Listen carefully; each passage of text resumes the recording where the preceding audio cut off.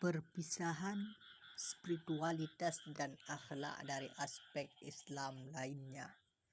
Seperti dikemukakan di atas, Islam memiliki berbagai aspek yang saling melengkapi dan tidak dapat dipisahkan satu sama lain.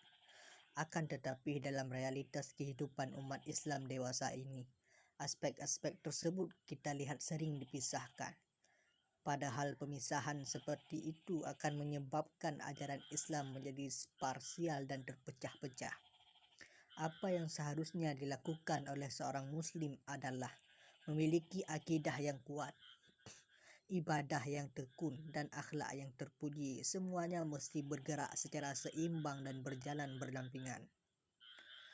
Orang yang memiliki akidah adalah orang yang kehidupannya terikat kuat dengan Allah dari ujung hingga pangkal. Istilah akidah berasal dari bahasa Arab akidah. Secara leksikon, kata akidah berarti ikatan. Disebut demikian karena ia mengikatkan maksud dan tujuan hidup manusia dengan Allah melalui akar kata yang sama, yakni aqada. Terbentuklah kata benda iqd yang berarti kalung. Ia disebut demikian karena mengikat leher dengan ujung dan pangkal yang tersambung. Dari akar kata yang sama pula lah terbentuk kata benda uqdah, ikatan yang kuat yang dihubungkan dengan pernikahan. Ia disebut demikian karena menyatukan seseorang laki-laki dan perempuan dalam satu ikatan yang kuat. Yang dimaksud dengan kalimat ikatan yang kuat dengan Allah dari ujung hingga pangkal adalah bahwa ketika seorang mukmin hendak melakukan suatu pekerjaan, maka pekerjaan itu harus dia mulai dengan niat menghubungkan dirinya dengan Allah. Lalu pangkalnya, tujuannya juga mesti dia sambungkan kepada Allah, yakni mencari ridhanya dengan mengikat awal dan akhir suatu pekerjaan dengan Allah. Jadilah pekerjaan tersebut menjadi ibadah pengabdian kepada Allah. Dengan begitu, semua bentuk perbuatan dan pekerjaan seorang mukmin dari yang kecil hingga yang besar bisa mengandung nilai-nilai ibadah. Sebaliknya, suatu pekerjaan sebesar apapun nanti manfaatnya bagi manusia akan dipandang tidak berarti di hadapan Allah jika tidak didasari oleh akidah keimanan kepada Allah. Karena itu Rasulullah memerintahkan kepada setiap mukmin agar memulai setiap pekerjaannya dengan basmalah, mengucapkan bismillah, karena dengan basmalah itu dirinya tersambung dengan Allah. Rasulullah bersabda, kullu kalamin aw amrin dibalin la yuftahu bidzikrillah azza wa jalla wa huwa abtar. Rawahu Ahmad an Abi Hurairah. Setiap perkataan atau pekerjaan yang tidak dimulai dengan menyebut nama Allah adalah terputus sia-sia. Riwayat Ahmad dari Abu Hurairah. Selanjutnya, niat dan tujuan yang terhubung dengan Allah itu akan sangat menentukan bagian tengahnya, yakni cara melakukan pekerjaan. Jika pekerjaan itu sudah dimulai dengan niat untuk mengabdi kepada Allah, maka cara yang dilakukan pun pasti berdasar ketentuan dan aturan yang ditetapkan Allah. Sebaliknya, jika ada ketersambungan dengan Allah, maka caranya pun bisa saja salah. Itu sebabnya Islam menolak sekularisme. Jika yang dimaksud dengan sekularisme adalah pemisahan kehidupan sosial dari agama.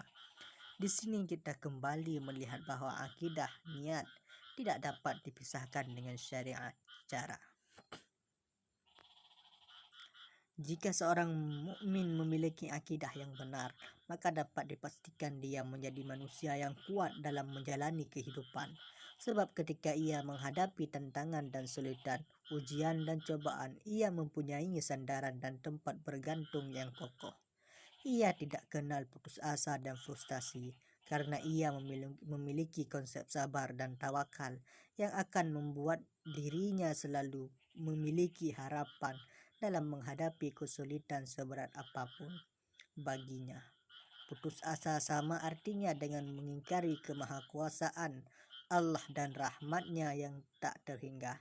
Dalam hubungan dengan larangan untuk berputus asa ini, relevan kiranya jika dikemukakan di sini bahwa Islam melarang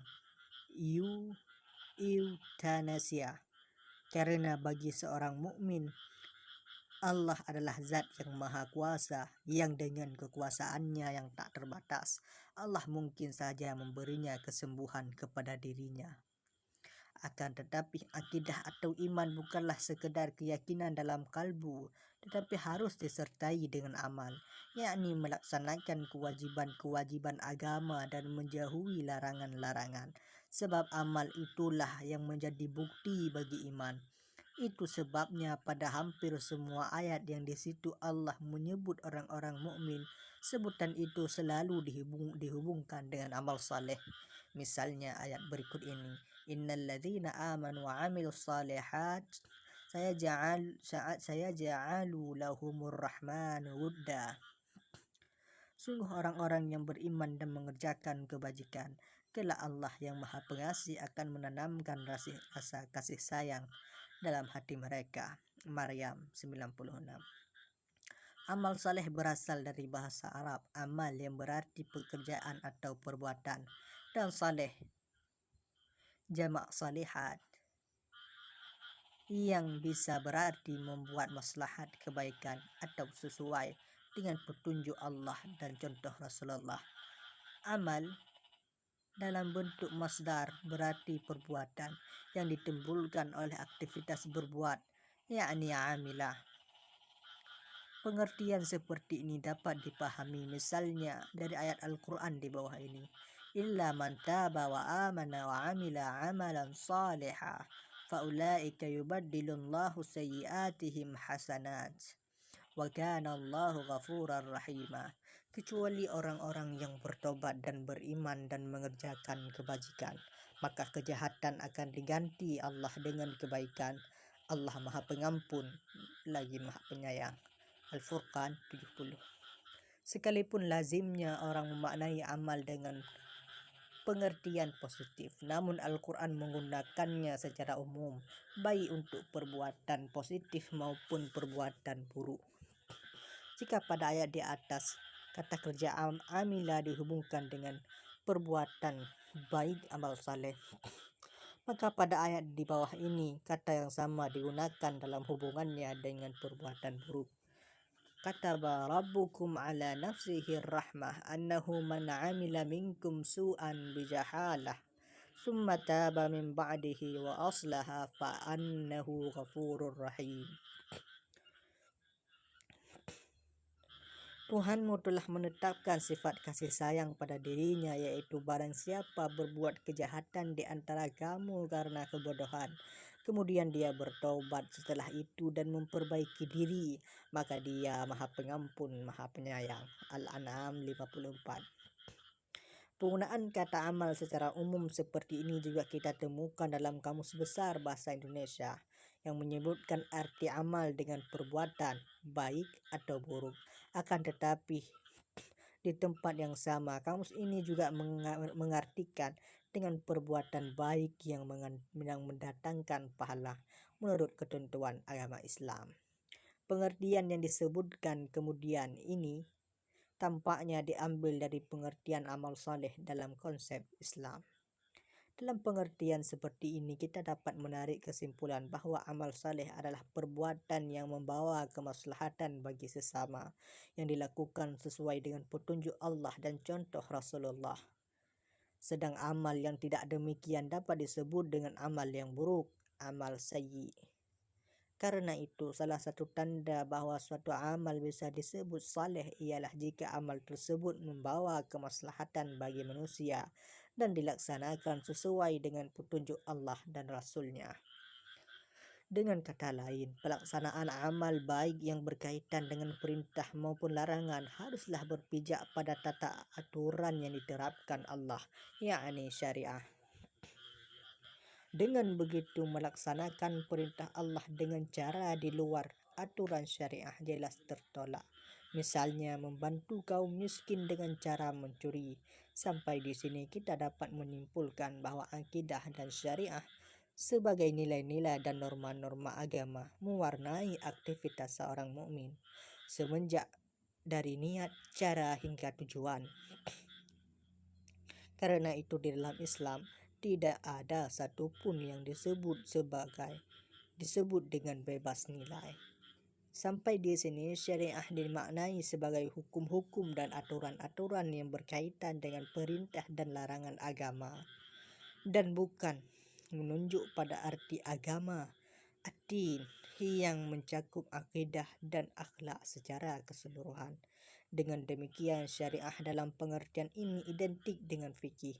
Fikih adalah hukum-hukum yang berkaitan dengan perbuatan orang mukallaf, af'alul mukallafin, yang ditarik dari dalil-dalil kulli umum yang terdapat dalam Al-Quran dan Sunnah Rasul. Karena perhatiannya tertuju pada perbuatan orang mukallaf, maka fikih hanya mengurus hal-hal yang bersifat perbuatan lahir dan tidak mencakup hal-hal yang bersifat batin. Ungkapan nahnu nahkumu bid-dawahir wallahu yatawalla sarair. Kami menetapkan hukum atas hal-hal yang lahiriah, sedangkan masalah-masalah yang bersifat bersembunyi yang ada dalam kalbu, Allah lah yang menguasainya. Menunjukkan wilayah lahiriah yang diatur oleh syariah dalam pengertian ini.